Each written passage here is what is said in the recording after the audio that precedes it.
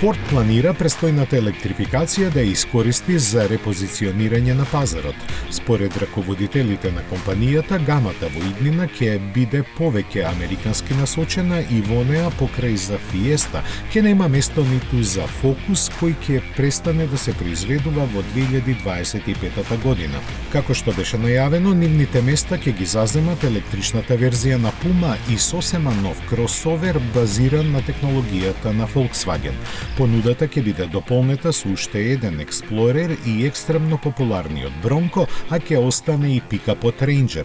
Причина за ваквата трансформација се профитабилноста и маржите, кои се значително повисоки кај кросоверите отколку кај класичните возила кои сега ќе се нудат.